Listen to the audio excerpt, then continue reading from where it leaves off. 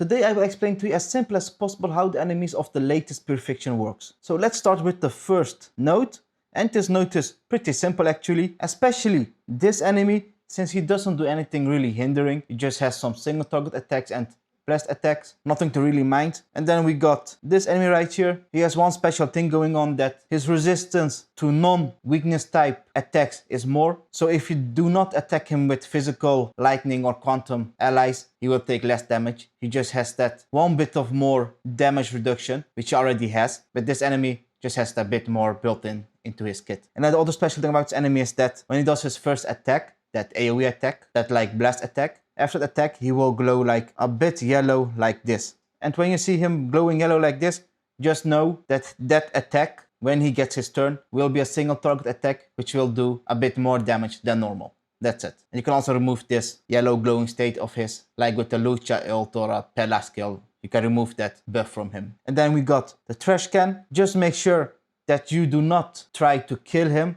but the aim is to weakness break him. Since he is quite tanky, and as you can see, he does not have any weakness types. So the question arises, how does he get the weakness types? Well, he gets weakness types when you attack him with an ally with that weakness type. So if I attack him with Bronya, then he will get the wind weakness type, and he can hold up to 2 weakness types this way. So try to make sure that you apply weakness types to him of characters who do the most consistent attacks, so that you do not enter in a situation where your DPS, who does like a billion attacks per cycle, cannot reduce his toughness bar. With that in mind, we can go to the second wave. And for this wave, well, for this node specifically, a healer would be recommended because of this transparent HP right here. And you can get this transparent HP whenever this enemy right here attacks, the one with the bow. So when they attack you, you get this transparent red HP, which is also indicated by this icon right here. And when you heal this red HP back, then your next attack will do extra damage. So that's why if you have a healer in your team, then you can more easily heal this transparent HP back more consistently. And yes, you can also charge this red HP back when you attack enemies, since the more enemies you attack, the more you will heal back. But you don't want to get constrained by this. If you have a healer which does consistent healing, team-wide healing, favorably, then you can get this damage bonus more consistently when you heal a transparent HP back. And yes, I don't have a healer in this team because I use Pinon, but if you go for a non-team, you can keep that in mind. And then the next enemy is this one. And special thing about this enemy is that he does AoE attacks, whose damage is distributed evenly among your team. But the really interesting thing is that whenever any enemy dies, then this enemy will immediately gain an action. And then he will do that distributed AoE attack. But if there were like 2 or 3 of these enemies on the field and an enemy dies, then just one of them would get that extra action. So not all of them, luckily for us. And then we got the boss enemy in the middle. And the only thing you need to know is that he can apply like this icon on your head called refurb. When you see this thing on your head, your aim is to cleanse it. Since if you have this thing on your head and if you get attacked by any enemy, then your character would look something like this. Well, since Pinon cannot get any crowd control on him, I've just put Ice MC here for example purposes. So when you have that icon on your head, it will go away, and then your character cannot do anything until the start of the next turn. So that's why you want to cleanse this thing on your head ASAP when you have it. That's the only really special thing about the boss enemy in the middle. You can apply that, and if you have like 2 or 3 characters in your team who are like in this state with the cross, then he will do like more damage and all that stuff. But just know that you want to make sure that you cleanse this thing when you see it on your head. That's it. So now we can go to the last wave of this node. For this enemy with the bow, you can go back to the previous wave. I've explained how he works there. So let's continue with this robot here. And the thing with this robot is that he can heal all enemies. And he does this every 3rd turn of his. So like he does first 2 single target attacks, then he heals.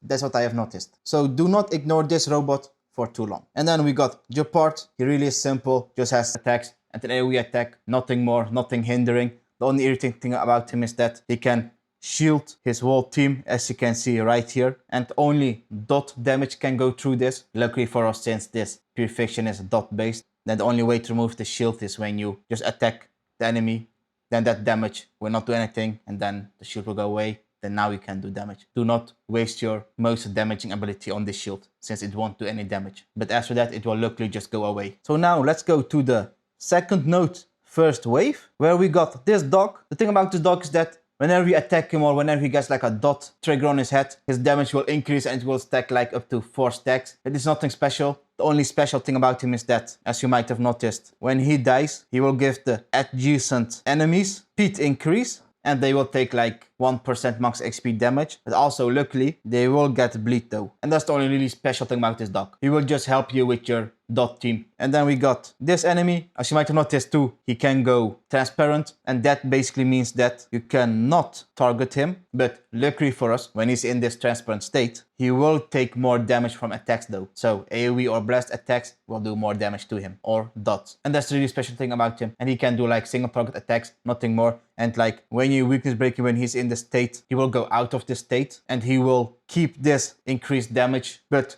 when you weakness break him, preferably he should already be dead. If not, well, he will keep that increased damage thing so you can kill him easier. And now you can target him when he's weakness broken since he will be out of this transparent state. And then we got the trash can for him. Just go to the first node, first wave, where I have explained him. So let's go to the second wave then now. This enemy we just discussed, so go to the second node, first wave. So let's continue now with this enemy. Also quite simple. He only has one type of attack, and that attack has a chance to apply reverb on you. And we have also discussed that in the first node, second wave, since this enemy right here can also apply this reverb to you, which is this thing on your head. Just know, when you see this thing on your head, you want to cleanse it. Since if you have it on your head and you get attacked by any enemy, then you cannot do anything for one world turn, which will look something like this. Just something you don't want to happen. And that's it for this enemy. Nothing more than that. So now then we got the boss enemy for this wave. And the most important thing about this boss enemy is that he has like some attacks that can apply corrosion to you, which is that transparent HP thing, which I also discussed earlier. Basically, when you see you have transparent red HP, you want to heal that back, since when you heal it back, you get a damage bonus for your next attack. But the thing is, with this enemy, he makes use of his corrosion, since like he can absorb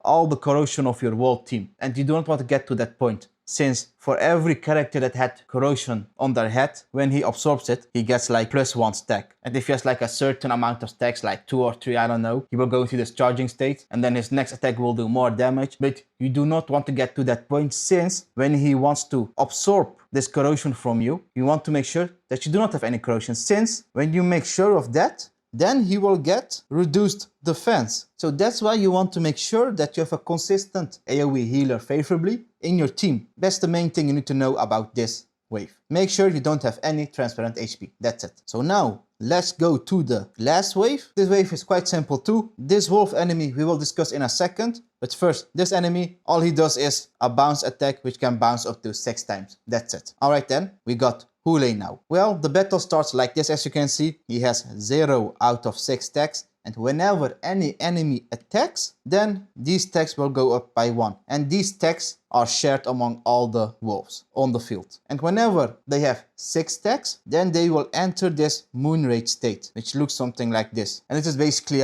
a point battle now. So every time you attack Hoolay now, you will gain 1 point and he will lose 1 point. But whenever any enemy attacks, we will lose 1 point, they will get 1 point. So then it will look something like this. And our aim is now to make sure that the first time whenever he enters this moon rage state, that he gets 0 stacks and we get 8 stacks, then he will get like a big chunk of damage and his toughness will be reduced by quite a bit. But what will happen then whenever he gets 8 points? Well, when that happens, he will do like a big single target attack, which is not super special. The only special thing about it is that it has a high chance to apply this thing on your head. When you see this thing on your head, after he has done his special cool attack, when he has 8 stacks, just make sure that you attack Hoolay. Since when you do that, it will be gone. But if you have this thing on your head for 2 turns, and at the start of the second turn of yours, you will be like terrified and you cannot do anything at start until your next turn or something. So you don't want to get to that point.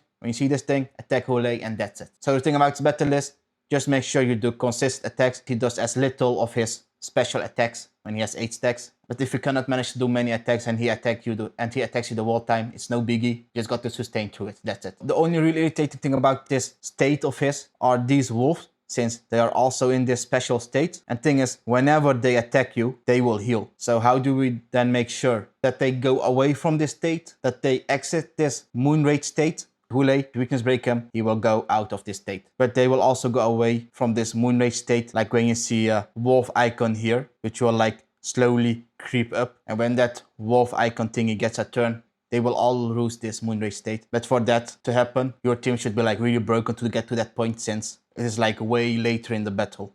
By that time, the cycles will be over already. But one thing I want you to remember though, you can play with high silence in this pure fiction. Luckily, since she's basically made for this pure fiction, since she is all about that, because she will release on the 13th of August, potentially, and the last day of this pure fiction will be on Sunday, the 31st of August. But if you feel like, I don't know whether I want to summon for her or for Saridra, because you don't know that kit, well, on the 1st of August, the live stream is to be expected for version 3.5. If you feel like, I don't know if I want to really summon for them, because I want to know who will be coming in 3.6, well, on the 29th of July, 3.6 drip marketing is to be expected. So you can better plan out your Jades. But all it comes down to is, play with who you want. You still have lots of time. So I thank you for paying attention and see you next time. Bye.